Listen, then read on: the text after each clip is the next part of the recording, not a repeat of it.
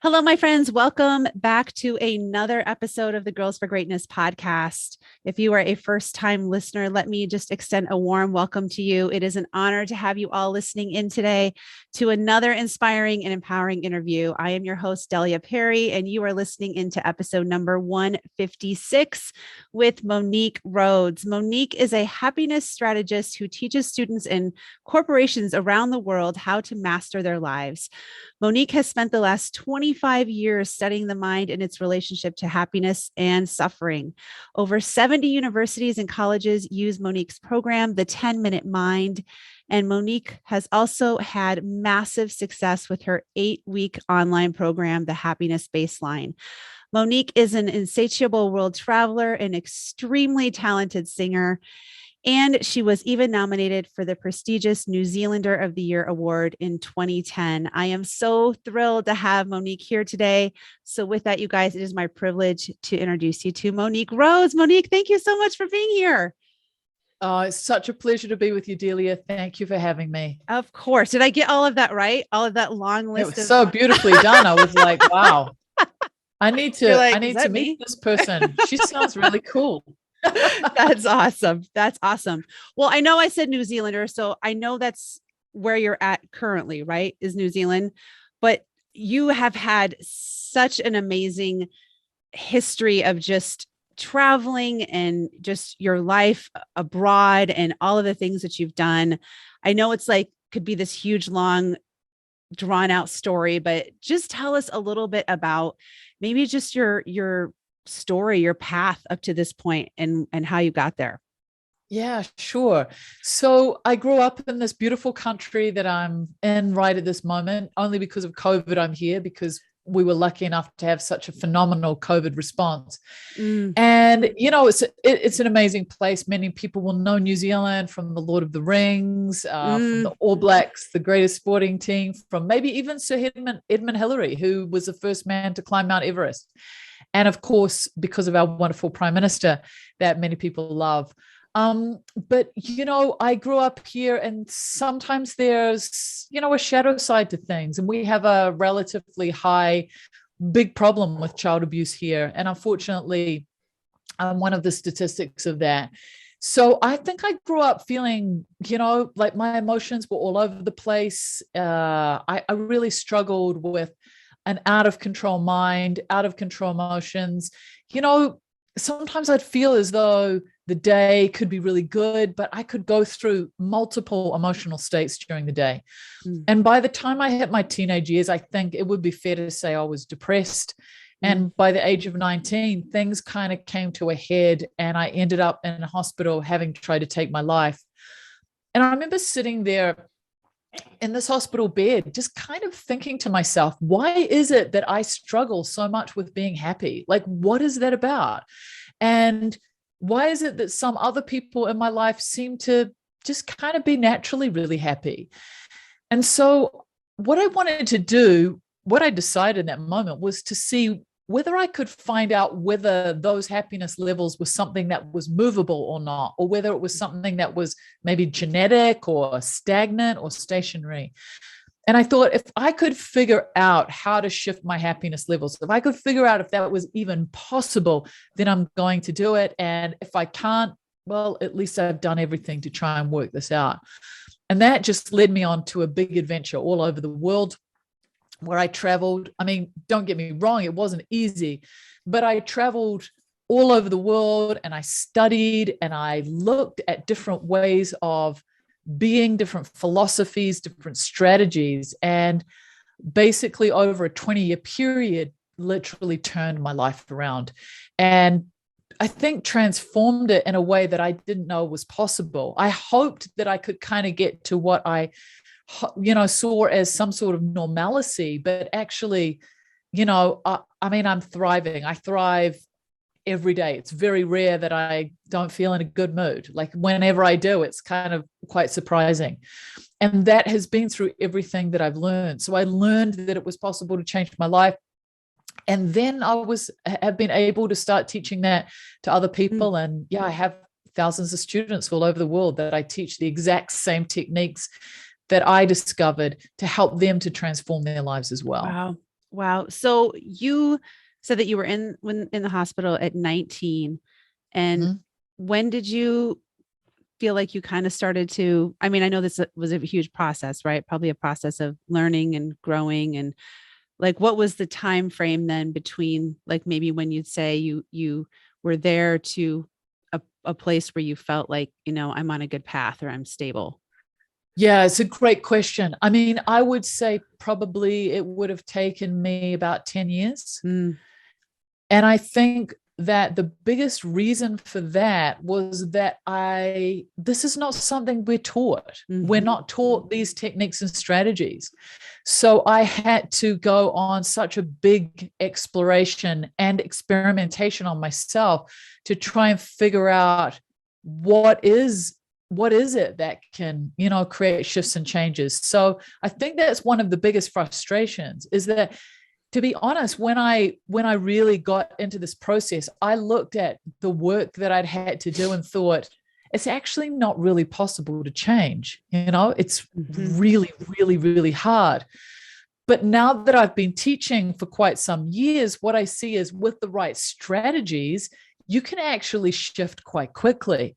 And that the biggest obstacle was trying to figure out what were the strategies that were going to be effective for me. So yeah, it's been, sometimes I feel like if I could have doctorate letters against my name, I would feel like it was Yeah. like that. I feel like an Olympian of having tried to figure this stuff out, because so much of what I now teach should be taught in schools, that Mhm. we should be teaching our kids Right. it. But instead, we almost go the opposite way, Delia. It's almost Mhm. like, it's almost like the true skills we teach in our culture, the absolute opposite of it. And I think that's where it's very, very frustrating. Yeah, you're right.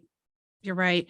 What what for you were, I guess, the biggest things that you realized, the biggest strategies that you realized, this is what works. This is what I'm finding is is true for me and my own happiness and my own path. Yeah. There's one thing that was just the complete game changer.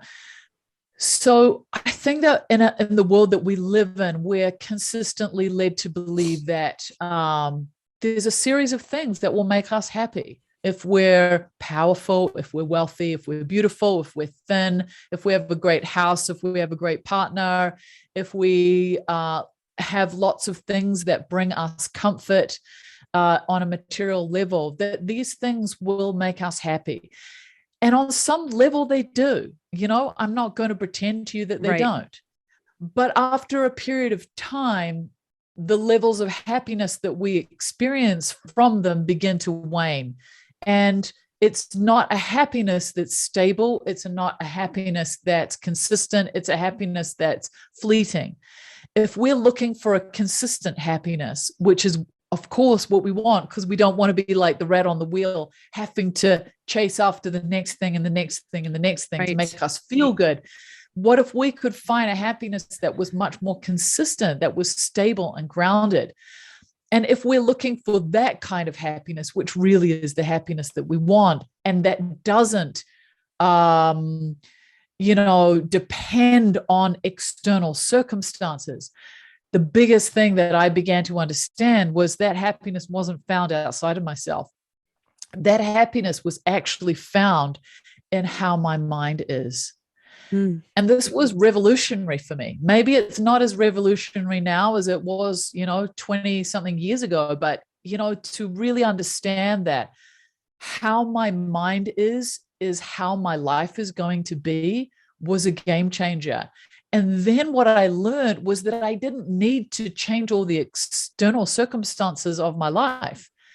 I needed to work with my mind.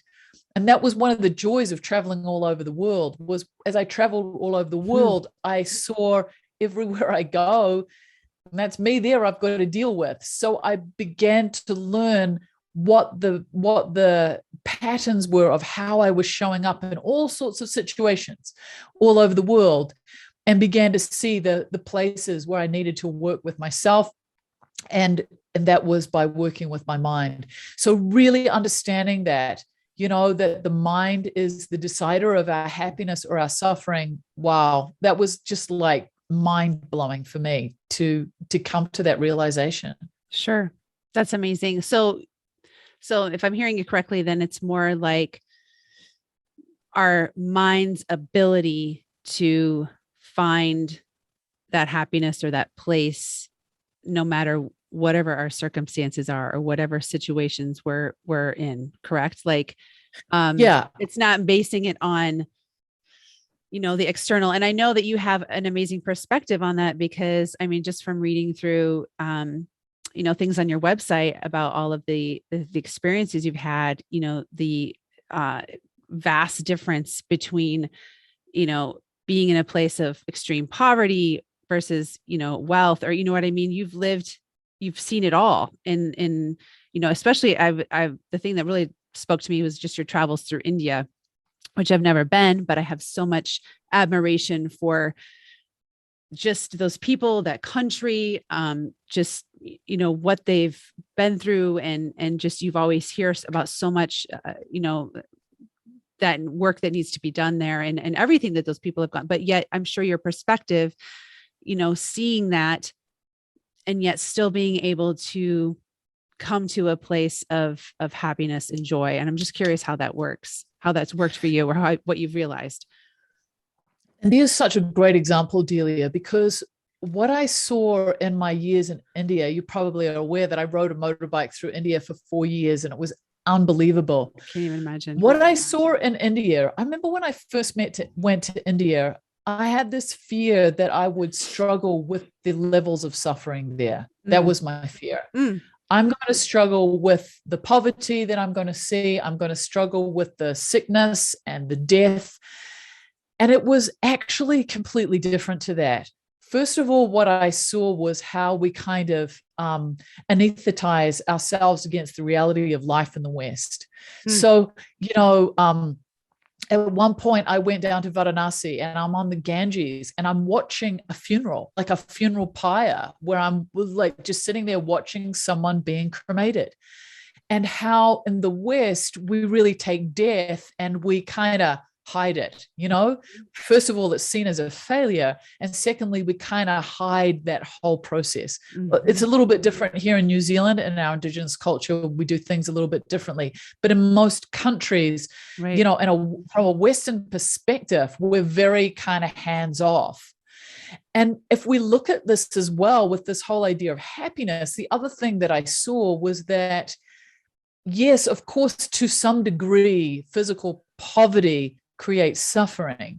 But we always look at a third world country with an element of, oh, poor them, like how difficult. Living in India for 4 years, I started to look at the West and see the poverty of the mental health poverty. And I started to look at the West and go, oh no, poor them. How terrible. Right.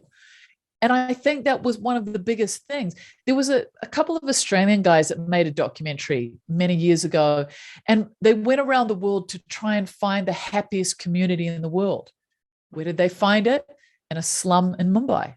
And when I saw this, it made perfect sense to me, because we think that happiness is about acquisition. But whenever I'm dealing with someone that's suffering from depression, one of the first things that I do is look at their social connections. And always, without fail, there's a breakdown in their social connections. If you look at a slum in Mumbai, what we start to see is there's this understanding of interconnectedness between people. And the more progressive a country becomes, the more separated we become. So when you're living in a third world country, you don't have the ability to be separate. You are literally reliant on each other. And in that reliance, in that slum in Mumbai, there was a feeling of belonging, acceptance, community, love that we don't see in the West. Instead, we see in the West people chasing these so-called dreams that they think will give them that feeling that is evident in the slum in Mumbai. And, This is why we have so many of the people who have all these things who are so incredibly miserable, celebrities that we can see firsthand, like miserable, struggling, out of control, as we've seen the last few weeks. These are not people who are happy, yet they have the wealth, the power, the beauty, the partners, all of those things that we're led to believe. So if you were to say to me, would you rather be a Hollywood star, or would you rather be in a beautiful, tight, loving community where people helped and looked after each other? I'd go for that tight community any day, because I know I'm going to be happier. Yeah. Yeah. That's a really good point. A really good point. I mean, not to simplify it, to say less is more, but I feel like in a lot of ways that, we've gotten really far away from that mentality of just honing in on the connectedness, especially, if there ever was a time that we realized maybe our deficiency in that was, during the pandemic, when we didn't have that interaction. But I feel like it's so easy for us to then go back to the way things were and, put our walls up and yes, have connectedness, but at a distance. And especially because of media, that more than anything, I think has created a massive problem in that regard with just, it serves a purpose, but it also has taken the place of face-to-face, even just talking, to someone live on a phone versus sending a message. And also what technology unfortunately has done, because our relationship with it is so immature at this point, is that it has added to this idea. They say that we're in the time of connection, but I think that we are actually in the time of disconnection, because even when we're together, we are disconnecting. Yep. So there's studies that have been done. There's a wonderful woman at MIT called Sherry Turkle. She does work around the relationship between technology and connection, interpersonal connection.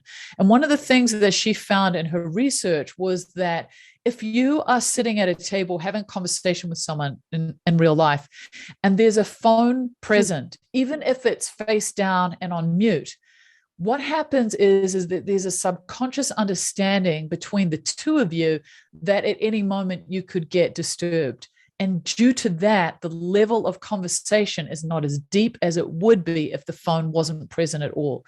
So even when we are together and we're in communication with each other, we're actually disconnected. Our phone is pinging, text messages and phone calls. And of course, then Delia, the worst thing happens. You're sitting at dinner with someone you really love. You're so desperate to hear them, for them to hear you, and you're in the middle of talking, and suddenly their phone goes off and they take the call. Yep. Because it's culturally acceptable to do that, we do it. And yet for our mental wellness and health and feeling loved, the message that it gives us is that this is more important than you are. Yeah. So we're breaking down those levels of connection and those feelings of love. At the moment, I'm teaching some students of mine, how to listen well. And I often talk to them and say, one of the most important things you can do is listen, because nobody's listening. If I say to you, put your hand up if you feel heard at the moment, nobody puts their hand up, because we're not listening to each other. So one of the greatest gifts that we can even give to each other is just to give the ability to be present with someone and really listen to them. Yeah. We're at this point in our evolution right now where we're not being heard.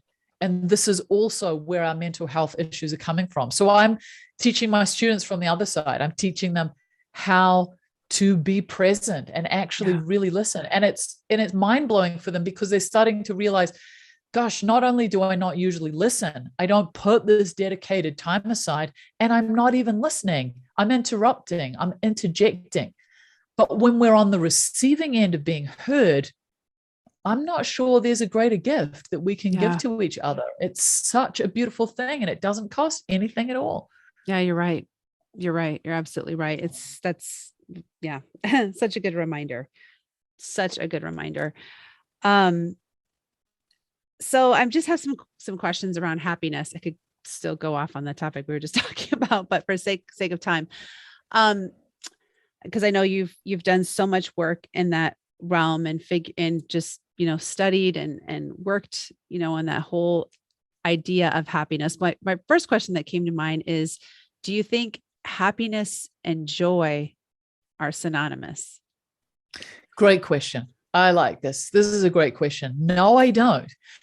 For me personally, I find joy, and so I have this little technique because I think finding joy is so important. I think for most of our lives, we're inundated with the negative. My gosh, we only have to look at the news, social media, criticisms that come to us. It's kind of endless.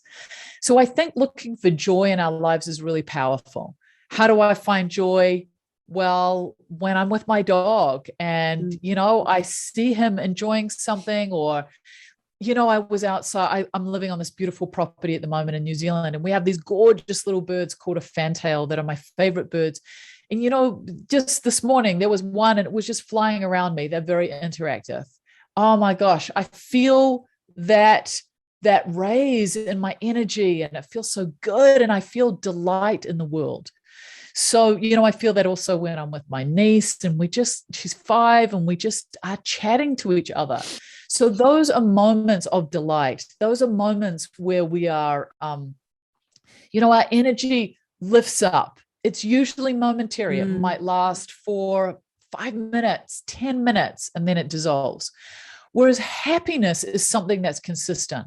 Happiness is something where no matter what's happening, we feel well in ourselves. We feel, a feeling of, I don't even know how to qualify it. It's almost like if I was to give you a number between 1 and 10, and you were to say, how does my happiness levels feel?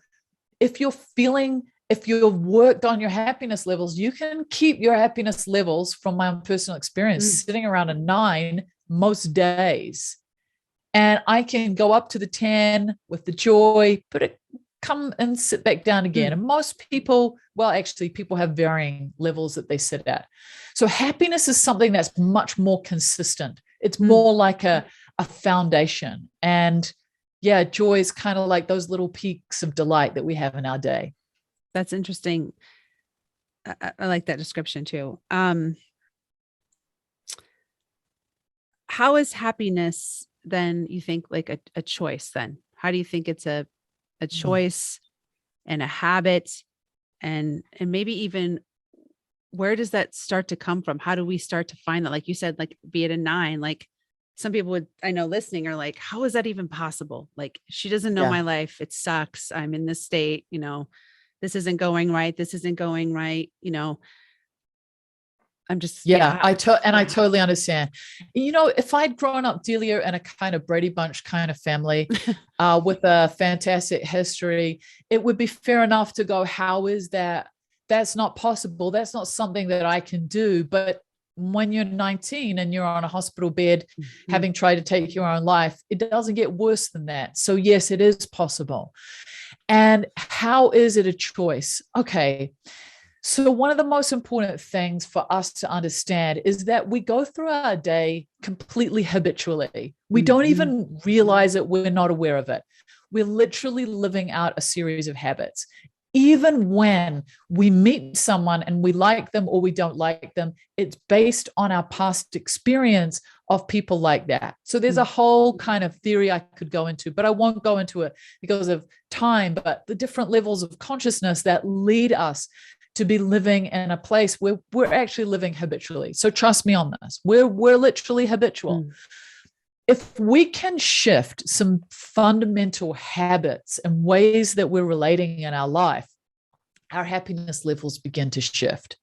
And as they begin to shift and change, what we realize is that we start to get in charge of our own happiness.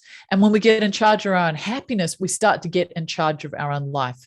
So the biggest understanding there again, Delia, is that happiness is created in the mind, not outside. So if you want to choose to be happier, one of the absolute most vital first things that you have to do is start learning how to train and tame your mind. So that when you wake up in the morning, this is how I like to describe it. It's like we wake up in the morning and there's this door to our mind and it's flung open when we wake up and we're thrown onto this crazy mental pony that just like runs off in all different directions with no bridle, no saddle. We're kind of hanging on for dear life. And every so often it calms down and has a little bit of something to eat. And then anything spooks it and off it goes again. When we learn to tame and train our mind, it's much more a situation where we wake up, that door of our mind puts us onto this beautiful, calm horse with the bridle and saddle, and we lead it rather than it leading us. That is a whole different situation. And if we were taught from a young age how to train our mind, what a game changer it would be. And all it means is taking control of those thoughts and emotions. You know, it is possible to get those thoughts and emotions that we're pinging off with all day under control. And I just encourage you. It's like the most powerful and important, vital work that any of us can possibly do. Is that like through then, like recognizing a thought or an emotion or whatever, however you want to describe it, that is, you know, not in alignment with happiness or not in alignment with the way that you want to be thinking and shifting? Is it like through mantra? Is it through just awareness? I'm curious, like how you would do that then. Yeah. So it is by finding a conscious relationship with your mind so that if you have a problematic thought or emotion, you don't freak out and try and push it away. But you also don't try and run away with it down the rabbit hole, right? Yeah. It's about when that inner critic that we all have sits on your shoulder and says something mean to you, that you can see it for what it is and you don't believe it, so that you can understand that when your emotions come and they're so overwhelming and so overpowering, that they're as transient as the clouds in the sky and they will disappear and dissolve, and you don't take them seriously. And the only way that we can do this is by spending time with ourselves and ideally having a formal meditation practice. And in that formal meditation practice, what we learn is that we start to understand ourselves. That's what meditation is. It's not going off into a relaxed place and, you know, thinking about a river or a flowing mountain or whatever. That's not meditation. That's a guided visualization. Meditation is learning how to stay in the present moment. So that when your mind is dancing off into the thoughts of the past and the future, which it is usually in, is that you're able to bring yourself back to the present moment. And when you do this, when you learn this as a skill, it's really that simple and that difficult. When you learn this as a skill, everything begins to dissolve. All the stories you tell about yourself, all the stories you tell about other people, all your thoughts and emotions start to calm down. It doesn't mean they're not there. Anybody who tells you, as many people have told me in my life before, I just went and meditated for 2 hours and had no thoughts. Listen, that is such a load of rubbish. It's not funny. Okay. Meditation is not about having no thoughts. It's much more about learning how to manage those thoughts. It's not about having no emotions. It's about learning how to work with those emotions so they're not taking charge of you and not taking charge of your life. So it's a little bit like that pony. You want your mind to be that pony that works for you rather than you following it.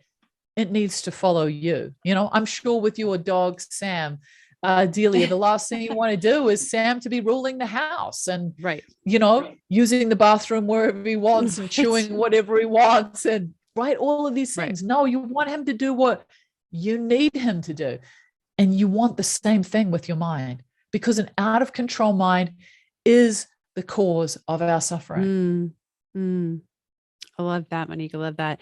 I think it comes back to, again, something that I seem to touch on here a lot. And I think it comes back so many times in so many conversations, which is the whole idea of slowing down to be present with ourselves. And obviously that's a huge part of, meditation and what that's about. And like you said, it's not about saying you're not going to think, or, it's about letting those thoughts, I think, come and go, learning how you said to process, to let them almost move through and in a way that's going to be healthy. And, but the fact that it's really about, I feel, slowing down enough to quiet your mind to the point where you're not constantly in motion. I just feel like sometimes we gloss over this whole idea. I mean, I myself included, it's been a journey, and it's something obviously in our busy day and age that's not easy to do. It takes some discipline. It takes, I think just the desire to want to get to that place. Cause I feel like there's so much understanding about who we are and all of these other things that I talk about on this show that you can't get to when you are in a state of constant rush, and you're not in that state where you're really understanding the place that you're at, your mind is at, all of it. I think, I just think it's so true. That's so, so important. And most of us don't know who we are. Yes. And the only way that we get to know who we are is by seeing what goes on in my mind. And what we do instead is we just jam pack our minds with all of this information, so much information that we're just filling our minds up with, and we're really good at going to the gym and eating clean and keeping our homes beautiful and clean and tidy. And yet we use our minds like a rubbish dump. We put so much stuff in there, and then we wonder why stress, anxiety, and depression are going through the roof worldwide, pre-pandemic even, because we're filling our minds with so much junk. You wouldn't do that. You wouldn't live in a home that was filled with all the junk that you put into your mind. But you live in your mind. And when was the last time that you cleaned it out? Probably never. So that's where it's just so vital. That's so true. What are some of the things that you recommend, I guess, with those that you've worked with, in terms of that, like how to create a better home, so to speak, in your mind? And I mean, I just hearing those words that you said about, what we fill our mind with and the information, just hearing you say those words, like almost like makes me want to clench my fists, because I feel like we are all on such overload of, media and emails and ads and all of it. I feel sometimes like I get to a point even where I feel like I'm at a breaking point, and I'm done. Like, I don't even care. I just, somebody could come and smash my, you know what I mean? It's just, I'm done. And I think there has to be, I think, and that's not all the time for me, but I know my limits, and I'm learning, to let go of more of that for more peace of mind in my own life. I mean, I just feel like we kid ourselves if we think that we can be the people we want to be for others and for ourselves and take on all of the things all of the time with constant, and we feel like this constant, I guess, pull or pressure to keep up and respond. And, I just feel like that in and of itself stresses me out. So, yeah. I mean, the most important thing, Delia, is boundaries. You got to have boundaries. And you've got to remember that we're living in a world that has normalized no boundaries. So it's normalized it by, I'm out having coffee with you and you get a text message or an email and you answer it. No boundaries. Okay. So we have to start to implement boundaries for ourselves. And I'm a big believer in this, Delia. It's like, you've got to experiment. Like, don't take my word for it. Like, experiment. What I do is that I have really clear boundaries around things. I am very particular about my working hours. When my work is over, all of my work is contained in my computer. When work is over, the computer is closed, and unless there's something absolutely unbelievably urgent, it's not open again until the working hours begin again the following day. There is no email on my phone. All my notifications are off on my phone except for WhatsApp and text. It's the only way that people can get hold of me. And of course, phone call. It's the only way. I don't have Facebook on my phone. I don't have news sites on my phone. I don't have Facebook messages. So that's the first thing. But also to think about, to really become aware of what stirs my mind up. I was talking to one of my students yesterday. She said, I've just come off this watching, some visuals of what's happening in Ukraine. And I said, why did you watch it? And she said, because I was curious. And I was like, was it worth it for your mental wellness? And she's like, no. So I know for me, I'm way too sensitive. I don't like violence or anything, I'm very thoughtful about what I read, what I watch. Our minds are like, it's like our mind is like this house with all the doors and windows open. We don't have any censoring. We just let everything in. Okay. So having boundaries around your work, around how people can get hold of you, your response times, and what it is that you're reading, watching. I keep in touch with the news. This is what I do. In the mornings after I've done my practices, before I start work, I put a timer on for 10 minutes. I go to 3 different news pages. One's in the UK, Europe, one's in the United States, one's here in New Zealand. And at the end of 10 minutes, I'm done. All right. Like that timer goes off, it's finished. So I quickly scan all the headlines. Every so often, there'll be an article I want to deep dive on, but I've got a general idea of what's going on. It keeps me informed. I know what's happening, but it enables me to keep my mind protected and safe. I don't check the news during the day. I don't have a TV that's blasting news through my home. I don't look at stuff like that. And I know for myself that when I do, or if I accidentally end up scrolling Facebook or Instagram or something like that, I look and see how I am at the end of it. I don't feel so good. Right. That's just the reality, because it's not even the content. It's just, I'm overwhelmed from all the stuff there. So that's what you need to do. This is part of this process of getting to know your mind. What affects it? You're going to find that food affects it. You're going to find that there are, different types of food. Exercise affects it. It's really important for us to look at what are all of the things that are affecting my mind, and to become an expert on your mind. Yeah. Some people can eat certain things and it's not a problem. Other people like me have certain foods, and I see that they have a big, big impact on my feelings of well-being. It's just a chemical reaction that happens in my body. So, that's where we need to be at. You should be an expert on yourself. If you want to be happy, become an expert on you.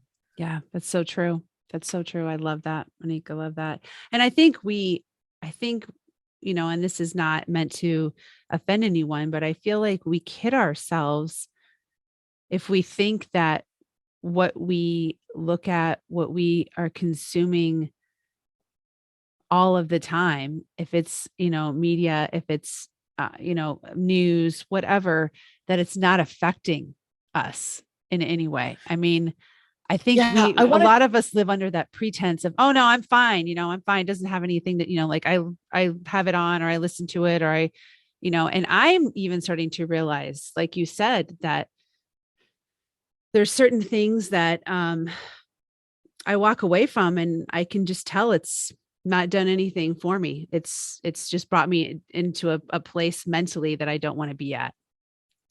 But I want to tell you something with that, because I think it's not quite that simple. There was an experiment done at the University of Charleston, and they put these rats into a maze. And the rats, if they came out of the maze on the left-hand side, there was chocolate milk. And if they came out on the right-hand side, there was water. And of course, the rats learned very quickly to come out on the side of the chocolate milk. What the experimenters then did was that they started putting a little bit of poison in the chocolate milk. Their belief was that the rats would then start going to the water side instead, but they didn't. So what they discovered, to their shock, was even though the rats knew that they were going to feel sick after drinking the chocolate milk, they still went for the chocolate milk. That is our relationship with all things that are tricky. They taste good to start with. The first mouthful is awesome and wonderful, but actually it ends up making us feel sick. But again, our habits are stronger than our logic. So we can sit here and go, it's pretty obvious this stuff doesn't feel so good, but we're up against a machine that is driven to actually create habitual reactions out of us to want to consume the product that they've given us because it's making the money. They're super, super, super skilled at it. Yeah, you're right. So, you know, when I'm in India, one of the things I love is everywhere you go, about every third or fourth shop is a fruit and vegetable shop. So if you want fresh fruit, you can just get it so easily. You know, we live in the West, where if you try and get fresh fruit, you've got to make a really big effort. So we have to understand that the environment that we're living in is having a really, really big effect on us. If you're out and about, everyone's got a phone, everyone's on their stuff. It can be really hard and lonely to swim upstream against that. Yeah, you're right. So I have a lot of sympathy for us right now, because we're up against a corporate machine on so many levels that is relying on unhealthy behavior from us. And to then say, I'm going to do it differently, you need to find your tribe of people who are doing that as well to have the strength to be able to continue it. Yeah, that's so true. That's a really good point. Thank you for pointing that out. I totally agree. Oh my gosh, Monique, there's so many things I could continue to dive into, but I know for sake of time, we're just gonna have to do this again, I think, because I'd love to. Let's do it. I think so. Okay, so my last two questions that I ask every guest, tell me 3 words that best describe who you really and truly are. Doesn't have to be a phrase, just 3 words. My first word would be courageous. Responsible. And I mean that, like, I understand my own self-responsibility. And funny. I'm really funny. I love people who understand my sense of humor. I love it. 3 things. I love it. I love it. I love it. I love that. And my final question, tell me how you embody greatness in your own life. Wow. That's a big question. I don't know that I do. I think that I just do my best to be loving and kind in as many situations as I can be. It's really that simple. So I don't think I do embody greatness, Delia. I think that I just fumble my way through life like everybody else does, but my focus is really on how can I be the most loving person that I can possibly be. That's beautiful. I do think that though is a big part of greatness. I mean, I feel like that is great in and of itself. I think it's just the example, that you set of embodying that mindset of kindness and generosity, all those things, towards others. But I love what you're doing, Monique. I love everything you're about, the awareness you're bringing to such an important topic. I've taken so many notes, and I know all of you listening, I'm sure, have gained so much wisdom around the topic of happiness, and just, I think even more importantly, on how much that is controlled and how important it is, to get that centered around our mind and where we're at mentally. And everything has been so enlightening. So thank you so much for coming on and sharing your truth and your wisdom. And like I said, we just need to do this again so we can chat a little bit more about so many other things. So thank you so much. I'd love it. Thank you for having me, Delia. It's been such a pleasure. Of course.